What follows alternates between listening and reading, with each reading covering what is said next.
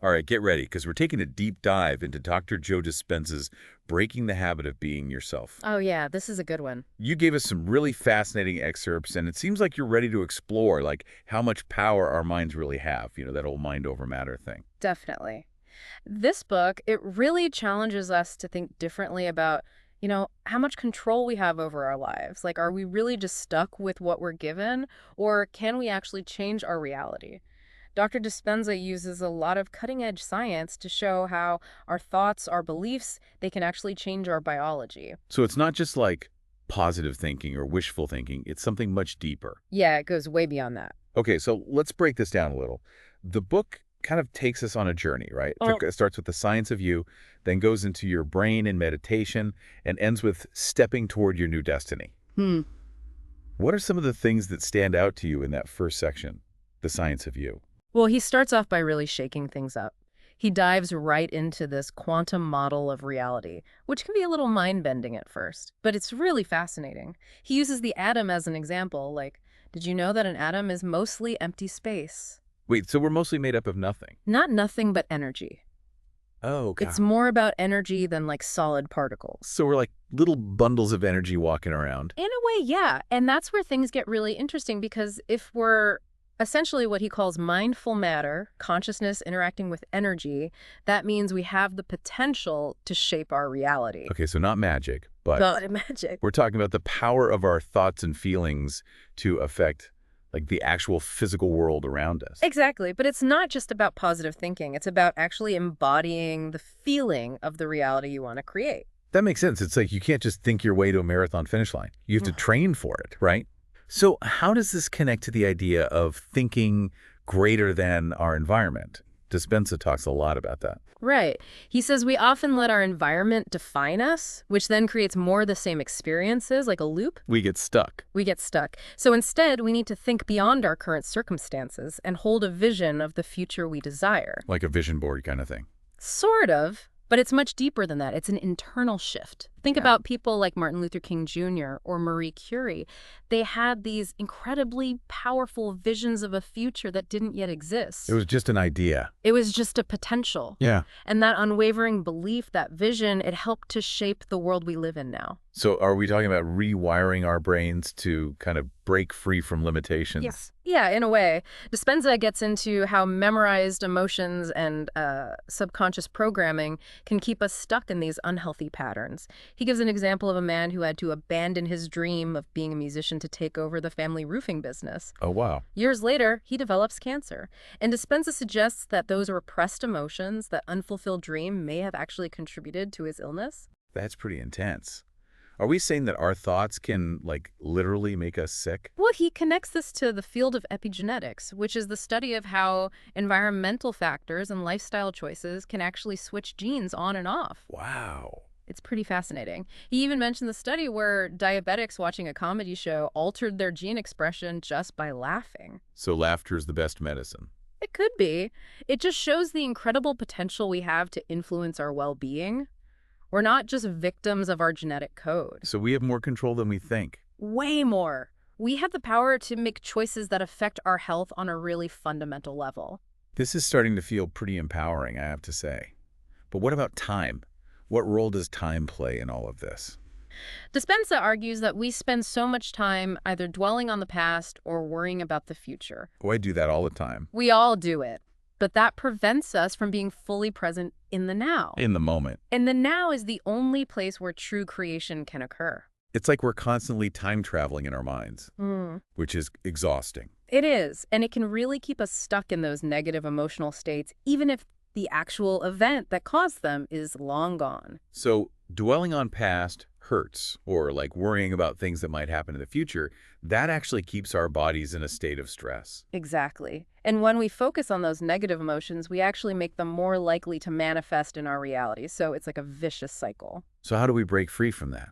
How do we Huh. stop being controlled by the past and the future? That's where meditation comes in.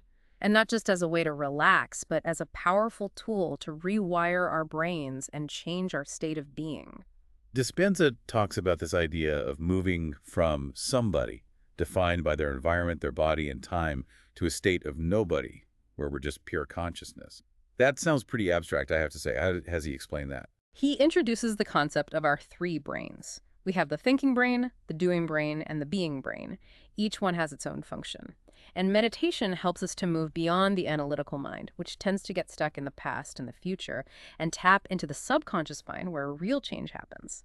Okay, I'm starting to see how all of this connects, but before we get into the specifics of meditation, there's one more concept I want to touch on, the gap. What is that? Ah, yes, the gap. That's the gap between how we present ourselves to the world and how we actually feel inside. It's what we try to fill with, external things, looking for validation or distractions. He gives the example of Pamela, who projects this image of success but secretly struggles with finances and feels like a victim. So it's like we wear a mask to hide our true feelings. Exactly. And he suggests that instead of trying to fill that gap with external things, we need to face our emotions head on, acknowledge our true selves, and connect with who we really are at our core. That makes sense. It's like taking off the mask and being real with ourselves. Uh-huh. Okay, I think this is a good place to pause for a moment and let all this sink in. We've covered a lot of ground. Atoms, epigenetics, the three brains, the gap. It's a lot to process. It is, but it's all connected. All builds upon this idea that we have more power than we realize to shape our own reality. Okay, so we talked about the science behind breaking those habits, but I want to know how to actually put this into practice, Yeah. Like how do we actually create that new reality? Dr. Dispenza has this whole meditation process that seems pretty specific. What makes it different from like regular meditation? It's definitely not just sitting there trying to clear your mind. He lays out a very structured approach, and it all starts with something called induction. Induction, that sounds kind of intense. Like, are we getting hypnotized or something? No, no, no, it's not hypnosis. Think of it more as gently shifting your brainwave state. You know, our brains operate at different frequencies depending on what we're doing. Yeah. Like when we're alert and focused, we're in that beta frequency. But to really relax deeply and access that subconscious mind, we need to slow things down, shift into alpha and theta frequencies. That's what induction helps us do. So it's like shifting gears in our brain to get into a more receptive state. Exactly.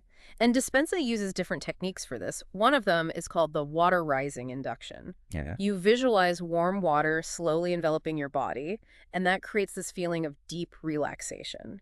It's about really disconnecting from the external world and turning your attention inward. I can see how that would help quiet all that mental chatter. Yeah, it's all about quieting the mind. It's not just about relaxing, right? Yeah, There's got to be a purpose to all this stillness. right. This relaxed awareness, it's the foundation for intentional change. It's like preparing the soil to plant new seeds. Okay, so we've calmed the mind. We're in this receptive state. Now what? How do we actually start breaking the habit of being ourselves, as Dispenza says? He describes it as pruning away those old patterns. Pruning, like a tree. Yeah, like trimming away the dead branches. And the first step is to choose an emotion or state of mind that you want to let go of, something that's been holding you back. So like that nagging self-doubt I always feel when I try something new. Exactly, or that frustration that bubbles up when you're stuck in traffic. Any of those habitual emotional reactions that you want to change, he encourages you to really feel those emotions in your body. Where do you sense them? What are the physical sensations? Bringing awareness to those unconscious patterns, that's the first step in breaking free. So we're shining a light on those dark corners of our minds. Exactly, because you can't change what you don't acknowledge, right? Right. And then comes the step of admitting those patterns to a higher power, to the universe, or whatever concept of greater consciousness resonates with you. It's about surrendering. Is it like confessing those patterns? Asking for help to let them go? There's definitely an element of that. It's recognizing that we can't do this alone. We need to tap into something bigger than ourselves for support. I can see how that would be humbling. But what happens after we admit those unwanted patterns and kind of surrender them? Do they just magically disappear? It would be nice if it was that easy, but it's a process. The next phase is what he calls observing and reminding. As you go about your day, you start to notice when those old patterns try to creep back in. You pay attention to the thoughts, feelings, and behaviors that are associated with them. So it's like becoming a mindful observer of our own minds. We're not engaging with the negative patterns, just noticing them without judgment. Yes, detachment is key.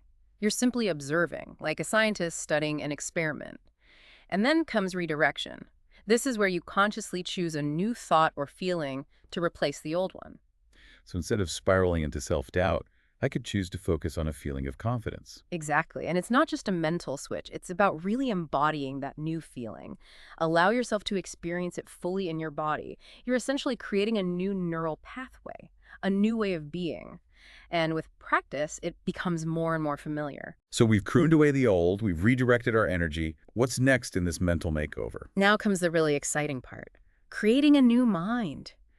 Dispenza guides you to actually visualize and embody the new version of yourself, the person you want to become. It's like creating a mental blueprint for transformation. So, like, I could envision myself as a more confident, outgoing person. Yes, but he takes it even deeper. He asks questions like, how do I want to live? What qualities do I want to embody? How do I want to feel? You really connect with your core values and aspirations. This is about more than just superficial changes then. It's about really aligning with our true selves. Okay, I like that. But how do we go from visualizing this ideal self to actually becoming that person in real life? That's where mental rehearsal comes in. You repeatedly visualize yourself as that new self, acting and behaving in alignment with those desired qualities. It's like practicing a new skill, but in your mind. Like a mental dress rehearsal for the life you want to create. Exactly. He gives this great example of his daughter who dreamed of studying art history in Italy. She didn't just make plans, though. She really immersed herself in the feeling of already being there. She felt the joy, the excitement, and guess what? She ended up manifesting an opportunity not only to go to Italy, but to get paid to teach art history to American students there. Wow, that's amazing. It's like her thoughts and feelings really shaped her reality. So embodying the feeling is just as important as the visualization itself. Absolutely. And consistency is key. He suggests practicing this mental rehearsal every day for at least 15 to 20 minutes, really immersing yourself in the experience of being that new you. So this isn't a one-time thing, it's an ongoing commitment. Just like training for a marathon, you have to put in the time and effort to see results. Makes sense.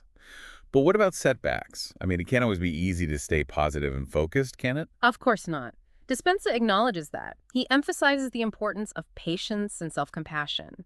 He says change happens gradually over time. As we practice, we get better and better at embodying our new selves. It's about rewiring those neural pathways step by step until that new way of being becomes more natural. Exactly. And he provides tons of examples of people who have used this process to make huge changes in their lives. People overcoming chronic pain, finding new career paths, transforming relationships. It's pretty compelling stuff. I have to admit, I'm feeling pretty inspired. It's empowering to think that we have this much power to shape our own reality. It really is a shift in perspective. We go from feeling like victims of our circumstances to recognizing that we're the creators of our own lives. But as we've seen, it's not a passive process. It takes effort, dedication, and a willingness to push ourselves outside of our comfort zone. So we've walked through the steps of Dispenza's meditation process. Induction, pruning away old patterns, redirection, creating a new mind. What's next? What happens after we've done all of that? All right, so we've explored all this amazing science. We even walked through Dr. Dispenza's meditation process step by step. But now I want to hear about the actual results. Like, what kind of changes have people seen using these techniques? Real-life stories, you know? That's one of the best parts of Dispenza's work. He doesn't just talk about theories, he shares tons of stories of people who have actually used these techniques to change their lives. And we're not talking about small changes here. It's big stuff like health, relationships, careers, their whole well-being. Okay, give me some examples. What are some of the most impressive transformations you found in the book? One of the things that comes up a lot is healing. He talks about people overcoming things like chronic pain, autoimmune disorders, even cancer. And Wow. they do it by changing their internal state of being. So they're not saying to ditch conventional medicine or anything. Right. It's not about replacing medical treatment. It's more about working with it, you know? Creating a more supportive environment inside yourself to help with healing. Okay, yeah, that makes sense. Think of it as this mind-body connection. Dispenza says that changing our thoughts and feelings and beliefs, that can actually have a huge impact on our physical health. And the stories he tells, they're pretty amazing. Remember Bill, the guy who had to give up his music career? Yeah, the one who got cancer. The one who was holding on to all that resentment, yeah. Well, he decided to try Dispenza's meditation techniques to shift from that resentment to gratitude and forgiveness. Well, He wasn't just thinking positive thoughts, he was actually rewiring his brain, like we talked about before, changing his emotional patterns deep down. so what happened? Did it work? According to Dispenza, his cancer went into remission. Wow. He believes that Bill's recovery was partly due to this internal transformation that he created through meditation. He was feeling genuine gratitude and forgiveness, and that somehow seemed to create an environment inside his body that was more conducive to healing. That's incredible. It really shows you how connected the mind and body are. We really do have so much power to influence our own health. We do. And it's not just physical healing either. Dispenza shares examples of people who have transformed their relationships, their careers, even their finances using these principles. We talked about Pamela before, the woman who was struggling financially and feeling stuck in that victim mentality. Well, through meditation, she was able to shift her thinking from scarcity to abundance. Like changing your perspective, seeing things differently. Exactly. And she ended up getting a new job that not only gave her financial stability, but also really aligned with her passions, a total transformation inside and out. These stories, they really show that we're not just watching our lives happen, we're actively creating them. That's inspiring.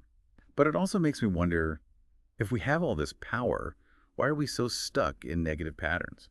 That's a great question. I think it comes down to awareness. Most of us, we're on autopilot, We're not really conscious of the thoughts and feelings and beliefs that are shaping our reality. So we just react to life instead of creating it intentionally. Dispenza's work, it's all about waking up from that autopilot state and realizing we are powerful creators. So it's not about becoming a superhero or anything. It's about becoming more conscious, more aware, and making deliberate choices. Yeah, taking responsibility for our own lives, using tools like meditation to help us create the reality we want. This has been such a fascinating deep dive. We've covered some really groundbreaking science, some pretty mind-bending ideas, and heard some incredible stories of transformation. It's a lot to take in, but I want to leave you with something to think about. Dispenza talks about becoming no body, no thing, no time during meditation. What do you think he means by that? What does that idea bring up for you? As you continue to explore these concepts and apply them to your own life, I encourage you to really reflect on that question. Thanks for joining us for this deep dive. We'll see you next time.